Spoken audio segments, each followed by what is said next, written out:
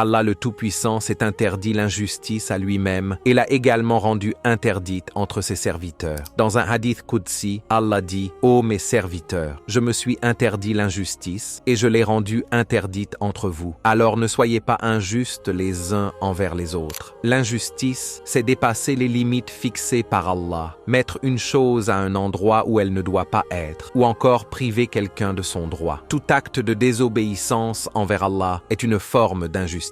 Mais lorsqu'il touche autrui, c'est une injustice envers les autres. Et lorsqu'il s'agit d'un péché entre la créature et son créateur, comme l'association à Allah, c'est une injustice envers soi-même. Allah, dans sa sagesse et sa justice parfaite, n'abandonne jamais l'injuste. Il peut retarder sa punition, mais il ne l'oublie jamais. Souvent, avant même le jour du jugement, Allah punit l'oppresseur ici-bas, dans cette vie même. Mais comment se manifeste ce châtiment divin? Allah a promis une punition rapide à ceux qui commettent l'injustice, car leurs torts sont graves et leurs effets dévastateurs sur la société sont nombreux. Le prophète, que la paix soit sur lui, a dit « Il n'y a rien pour lequel la récompense est plus vite accordée que pour la bienfaisance et le maintien des liens familiaux, et rien dont la punition soit plus rapide que pour l'injustice et la rupture des liens du sang. Ainsi, la fin de l'injuste est souvent douloureuse et humiliante. Sa mort peut être terrible, car Allah défend toujours le droit du faible. Le prophète, que la paix soit sur lui, a dit « Allah accorde un délai à l'injuste, mais lorsqu'il le saisit, il ne le relâche plus. » Puis il récita « Ainsi est la prise de ton Seigneur lorsqu'il saisit les cités injustes. Sa prise est douloureuse et sévère. » Sourate Hud, verset 102. La punition de l'injuste peut apparaître de différentes manières. La perte des bénédictions, la disparition des bienfaits, le malheur dans sa famille, la tristesse dans son cœur ou une fin tragique. Allah nous le montre à travers l'histoire des propriétaires du jardin mentionnés dans la sourate Al-Qalam. Ils avaient décidé de ne rien donner aux pauvres sur leur récolte, pensant pouvoir tout garder pour eux. Mais Allah dit, nous les avons éprouvés comme nous avons éprouvé les gens du jardin, lorsqu'ils jurèrent qu'ils en feraient la récolte au matin, sans dire si Allah le veut. Alors un fléau venant de ton Seigneur passa sur le jardin pendant qu'ils dormaient, et il devint noir comme la nuit. Leur richesse disparut du jour au lendemain. C'est ainsi qu'Allah ôte la baraka, la bénédiction, de la vie de ceux qui commettent l'injustice. Allah, dans sa justice, a également établi le qisas, la loi du talion, pour que chacun reçoive ce qu'il mérite.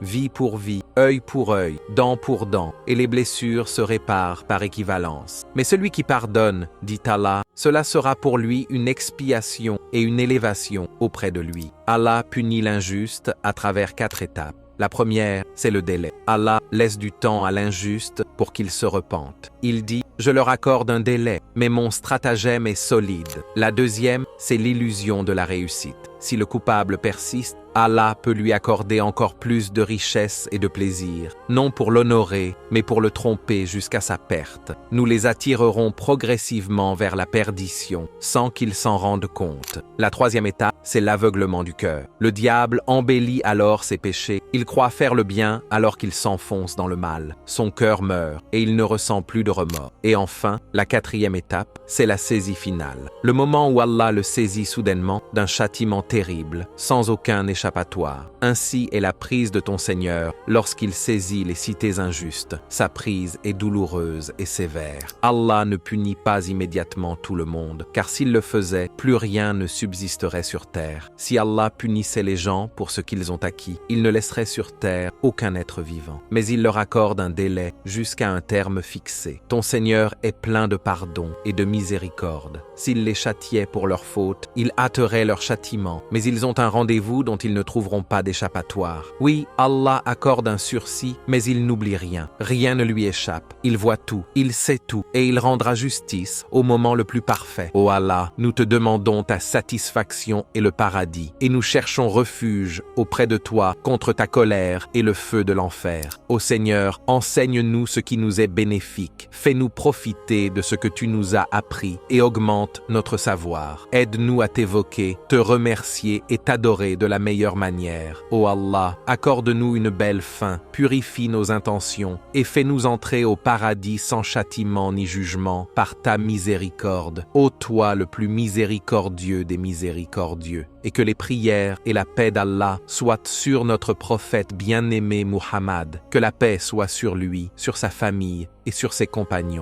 Mes chers frères et sœurs, souvenez-vous, l'injustice est une porte qui mène à la destruction, ici-bas et dans l'au-delà. Craignons Allah dans chacune de nos actions et soyons toujours du côté de la justice. Si ce rappel t'a apporté quelque chose, abonne-toi à la chaîne Lumière de l'Islam et n'oublie pas d'aimer la vidéo pour soutenir notre travail. Qu'Allah vous bénisse et vous garde sous sa protection.